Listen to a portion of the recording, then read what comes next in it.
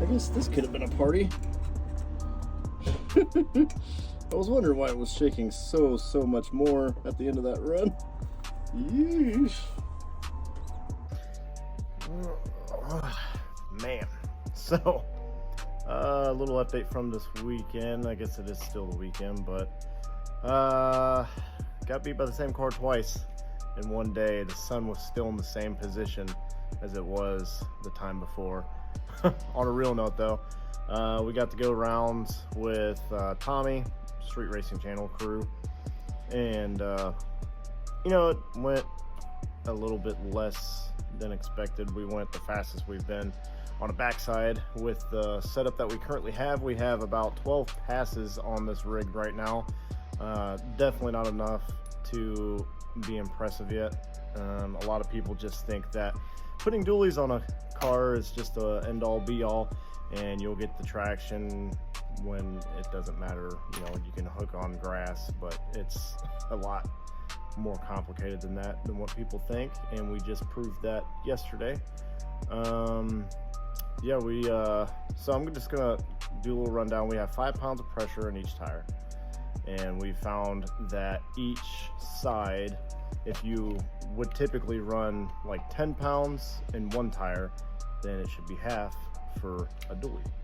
And that's kind of what we found out. The tire squish has got double sidewall, so that's why we went with that, and it's been working. It works a lot better than, you know, 12 pounds or 9 or 10 pounds per tire. So this is just kind of what we've been finding out. First round went like a 585 against Tommy, and it was within 6 to 10 inches. I mean, it wasn't by much, if anything. I would really like to see the actual video of it, because I didn't get to see that. I just know it was super duper close, and I mean, it was a good run. I'm not gonna, you know, throw a fit on this, you know, starting line trying to get anybody involved, and you know, if they say we lost, then we lost. So it is what it is. Then he went on to the second round and he lost. So what happened was they were doing a buyback race. Well, I bought back into the first losers bracket, and then he lost second. Well, they go back to the second round losers as well. So he bought back into the buyback, and we ended up drawing each other again, and this time we switched lanes. So he got one test hit on us, and it was just kind of funny. I couldn't say that, but yeah, it was just kind of weird how it happened. And then I got the right lane this time. The first one was left lane. Right lane, and it went a 138, and I think he went a tiny bit slower than that. Not quite sure, but we went a 560 something, and I'll post you guys. I'll post the slips and everything, but I'm trying to be as honest as possible. I mean, nobody's ever done this, so, and everybody thinks that it's a cakewalk, but I think the best thing to do is just to tell you guys exactly what we're doing and what's working and what's not working. We put 5 in the rebound on the shocks. It's got about, you know, 6 to 7 to 8 inches of travel typically. We were running with 0 rebound, and we decided on this surface. It was a very good surface. I think bottom 5s probably. The backside was taking pretty much anything that you throw at it. So don't let the record not show that we didn't try. Now, I'll show you guys the tunes that we threw in here as well. And the first pair, we were being kind of conservative with the power, so we thought, and I put 20 on the scramble, and we had 31 to the base tune.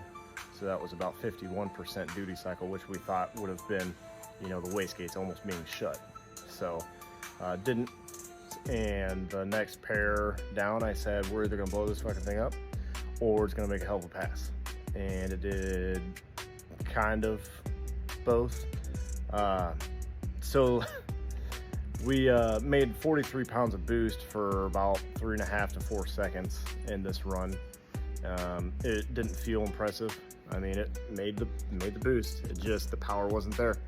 It was making like 12 to 13 degrees of timing, and for some reason it just, you know, one reason or another, it didn't make any more power. It picked up maybe 4 or 6 mile an hour out the back, and that was not enough at all. I think we might have treated him on that second round, and I was out on him for maybe 100 feet, and right after that, he just fucking, it was like he was jogging away from me. Typically people walk away from me if they're beating me, but he was jogging away from me on that one, and I think he beat me by like a car.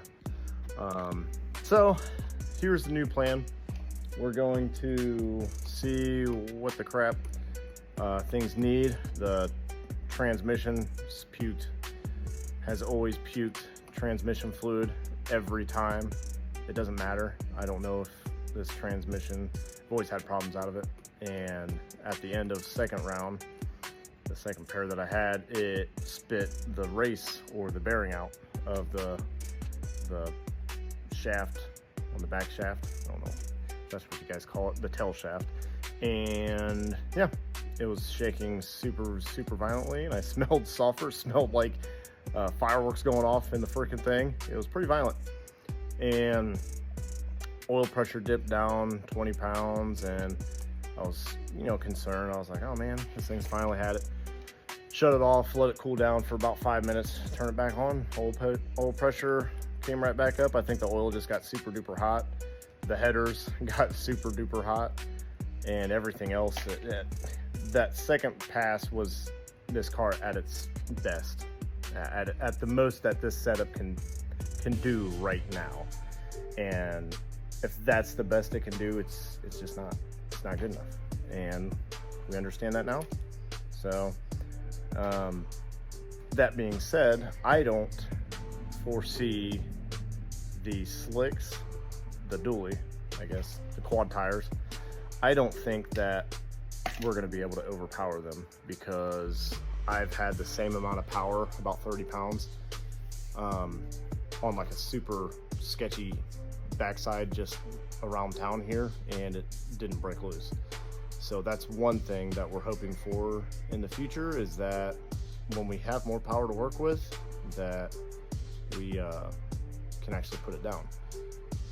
And also, with that being said, we're not done with the quad tire setup at all. We'll definitely be ready for next year. Everybody's working hard to make this stuff work, and we're one of them. And one time eventually this car is going to do its job. It has been doing its job. I mean, doing a 560 on the backside, second round, I mean, it's ridiculous. And for that, I'm grateful for this car, man. I mean, everybody notices it. The guys at Showroom Shine made this car beautiful, and I noticed this year a lot more people recognize the car now.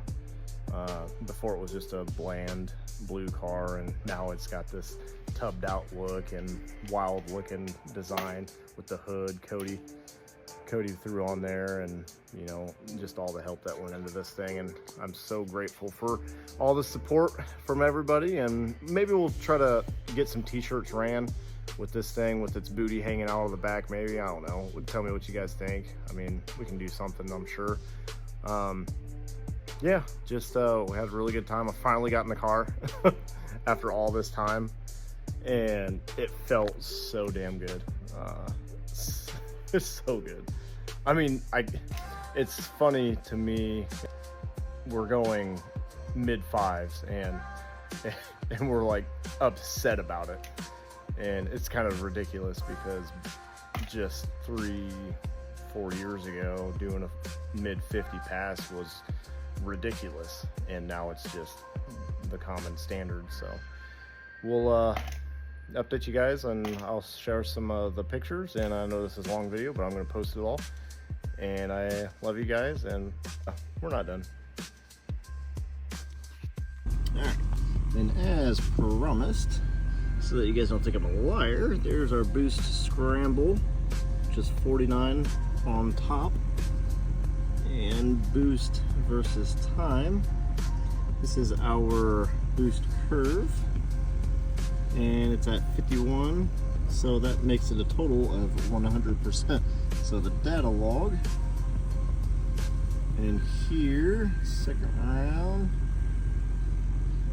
is right here. Go to boost. And there it is. That green line is the boost curve, and that green line where it's marked, well, we'll go to the lowest one in there. 43 pounds. I think it was obviously running into back pressure issues, but I mean, 12 degrees of timing, my fuel pressure was low. There's a lot more that we have to get reestablished on this thing, but